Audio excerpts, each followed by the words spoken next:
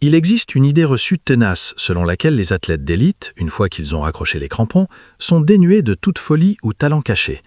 Pourtant, les célébrations de championnats dans le sport professionnel révèlent souvent l'inverse, transformant des figures respectées en légendes du délire inattendu. Peu de gens savent que la star des Dodgers, Freddie Freeman, est non seulement une machine à frapper la balle de 6 pieds 5, mais aussi l'auteur d'un vers de breakdance devenu viral, prouvant que même les plus disciplinés ont un côté fêtard insoupçonné. Bienvenue dans cet épisode explosif de 606 Prime News, l'émission où nous plongeons dans les coulisses des vestiaires, là où les exploits ne se mesurent pas seulement en circuit, mais en anecdotes délirantes. Attachez vos ceintures, car nous allons rejoindre Ryan Howard et Jimmy Rollins pour une conversation inédite avec Freddie Freeman, une discussion qui a commencé d'une manière bien particulière.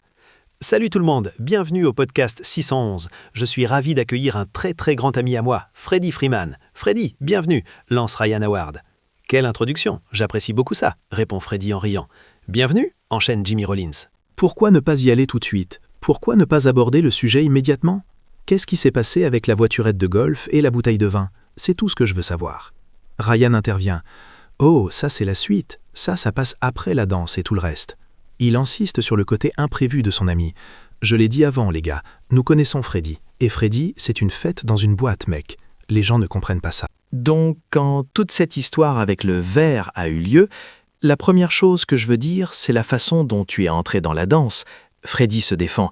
Eh bien, je dansais en y allant, et puis je me suis enfoncé et j'ai fondu dedans. J'étais là, vas-y, allez mon pote. C'était une fête chez Mookie après la parade du championnat. J'étais assis sur une chaise, juste en train de regarder et de m'amuser, tu sais. C'était une bonne ambiance. Et puis, le cercle de danse s'est formé. Et je me suis dit, oh là là, vous savez, parfois c'est gênant si les gens ne savent pas danser. Et comme on le voit dans cette vidéo, Kiké est là. Il est Kiké. Il s'amuse. Il met de l'ambiance. Ryan acquiesce. Et puis il commence à te chauffer. Exactement. Il me chauffe parce qu'ils savent que je sais danser un peu et bouger. Et tu ne peux pas être le rabat-joie. Tu ne peux pas être le gars qui dit « Non, c'est bizarre, ne faites pas ça ». Alors j'ai commencé à m'approcher, à bouger, à suivre le rythme, et je me suis dit « Tu sais quoi, je n'ai pas fait ça depuis des années, alors allons-y ». Il raconte le moment précis. Vous me voyez sortir mon téléphone et le donner à Kiké pour ne pas le casser. Et je me suis lancé. Avant, je pouvais parcourir la longueur d'une pièce. Je pouvais le faire éternellement. Et comme vous pouvez le voir, j'ai touché le sol probablement 4 fois sur cette tentative. Et j'ai terminé avec un petit déhanché. J'ai dû faire ça parce que j'avais du mal à me relever et j'avais besoin d'introduire un mouvement différent pour donner l'impression que j'étais toujours maître de la situation. En vieillissant, je ne peux plus le faire aussi bien, mais je ne l'avais pas fait depuis 12, 13, 14 ans. Je l'ai encore, mec. Les gens disaient que c'était de l'IA. J'ai répondu que ça voulait dire que j'avais bien réussi. Jimmy éclate de rire. C'est drôle car, comme tu le dis, dans la vidéo, on voit Freddie se lever et il évalue la pièce. Il se dit « D'accord, c'est mon moment ». Il attend l'instant parfait sur le bon rythme. Il s'approche calmement et puis il s'y fond complètement. Franchement, voir un homme de 6 pieds 5 faire le verre sur le sol, c'est un spectacle. Je ne m'y attendais pas du tout. Je l'ai vu le faire en direct. Je me suis dit « Je n'ai pas vu ça venir ». Un grand gaillard qui frappe le sol et qui s'en sort plutôt bien. Freddie conclut l'histoire de la danse, mais c'était amusant. Et une fois que t'as fait ça, tout le monde est excité et je peux retourner m'asseoir et personne ne m'embête de nouveau pour le reste de la soirée. On ne peut pas faire mieux, non? J'ai participé aujourd'hui, c'est tout. Ryan prend le relais, ramenant la conversation au tout début. Oui, alors maintenant, passons au vin et au toit de la voiturette. Vous essayez de me distraire, je sais ce que vous faites. On a essayé.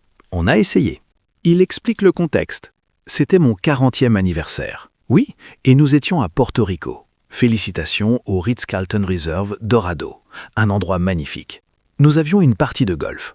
La première chose, c'est que notre groupe était composé uniquement de gauchers. Il y avait moi, Freddie, Hollywood Cole et mon pote Beau Powers. L'équipe 100% gaucher. Freddie et moi étions dans une voiturette, on se baladait, on se demandait « Qu'est-ce que tu veux boire ?» Nous avons commencé à commander des bouteilles de vin. Les employés faisaient des survols pour nous ravitailler. Ils nous apportaient du vin directement du clubhouse sur le parcours. Maintenant, le vin n'est probablement pas la meilleure chose à boire sur un terrain de golf en plein soleil, mais on était lancés, on avait de la musique. Et puis, on a eu un moment de délire. C'était encore une fois un moment de fête. Et l'instant d'après, j'ai levé les yeux, Freddie était sur le toit de la voiturette de golf. Freddie se justifie calmement. Le vin est une boisson diablement efficace sur un terrain de golf. Un peu de vin, un peu de soleil, des clubs de golf, un peu de plaisir, je suppose. Le petit déhanché que vous avez vu après le verre, c'est ce qui se passait sur le toit de la voiturette de golf. C'était au 16e trou, 4 heures après le début de la partie. On s'amusait déjà beaucoup à Porto Rico, et le liquide se met à couler. C'était plus à propos d'être entouré de gens qu'on aime et de s'amuser.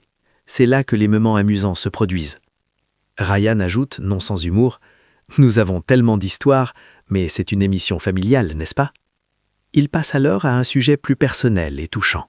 Ryan demande à Freddy « Parlons un peu de tes origines canadiennes et du fait d'avoir remporté la Série mondiale au Canada.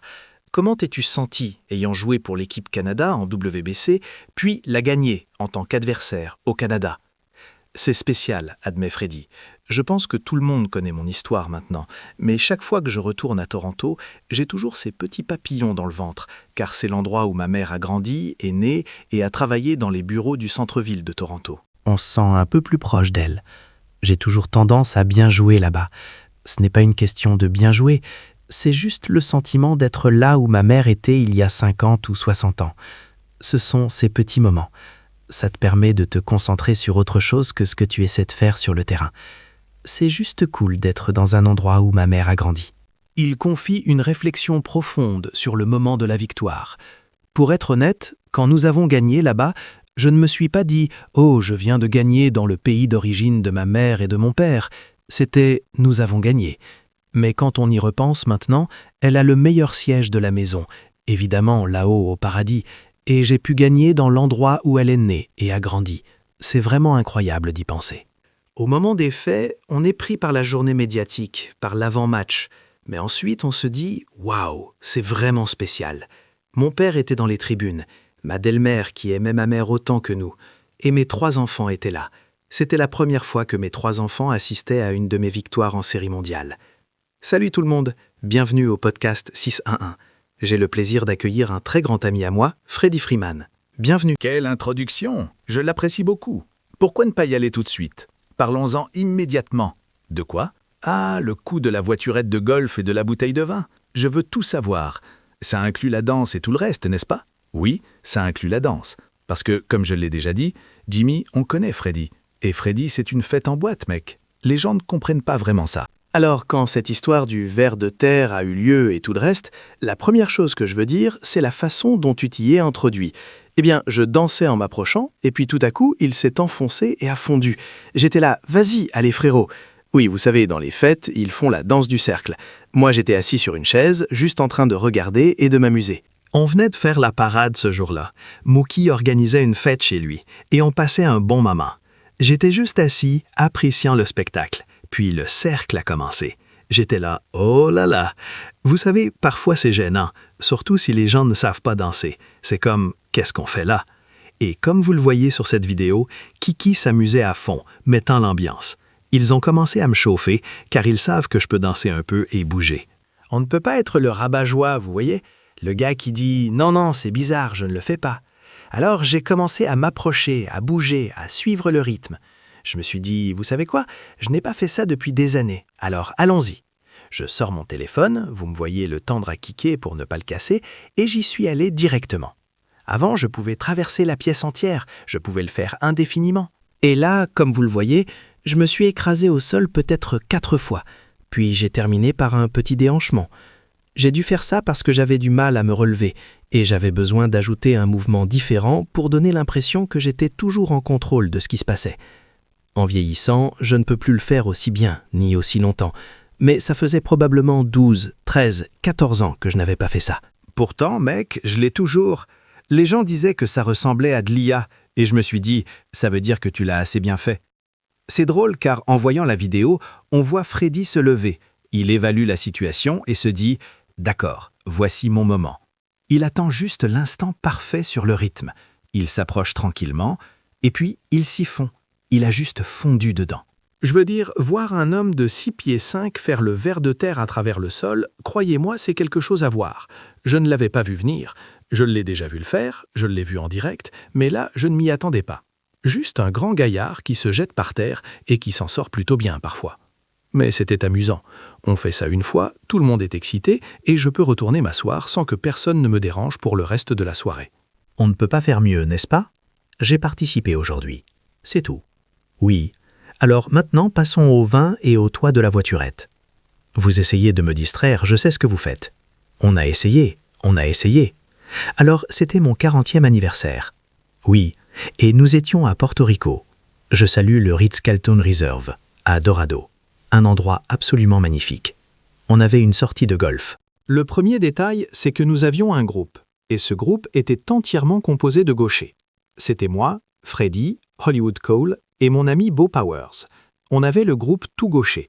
Freddy et moi étions dans une voiturette, on se promenait, et on se dit « Mec, qu'est-ce que tu veux boire ?» On a commencé à commander des bouteilles de vin, et on avait droit à des livraisons aériennes, directement du clubhouse sur le parcours. Bon, vous savez, le vin n'est probablement pas la meilleure chose à boire sur un parcours de golf sous un soleil de plomb.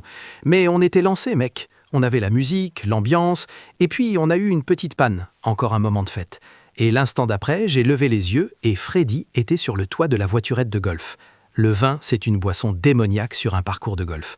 Un peu de vin, un peu de soleil, des clubs de golf, un peu d'amusement, je suppose. Le petit déhanchement que vous avez vu après le ver de terre, c'est ce qui se passait au sommet de la voiturette. On est au 16e trou, 4 heures dans cette sortie de golf, et nous passions déjà un moment incroyable à Porto Rico, et le liquide coulait à flot. C'est surtout que lorsque vous êtes entouré de gens que vous aimez et que vous vous amusez, c'est là que les moments drôles surgissent. Je suis sûr qu'on a tellement d'histoires à raconter, mais c'est une émission familiale quand ça vient à l'esprit. Puisque c'est une émission familiale, nous allons garder ces histoires pour une autre fois. Mais si vous avez apprécié entendre parler du ver de terre d'un homme de 6 pieds 5 ou de l'escalade de voiturettes de golf à Dorado, n'oubliez pas d'aimer, de partager et de vous abonner à 606 Prime News pour plus d'histoires inédites de ces légendes. Et dites-nous dans les commentaires, quelle est la chose la plus inattendue que vous ayez jamais vu faire à votre joueur préféré en dehors du terrain?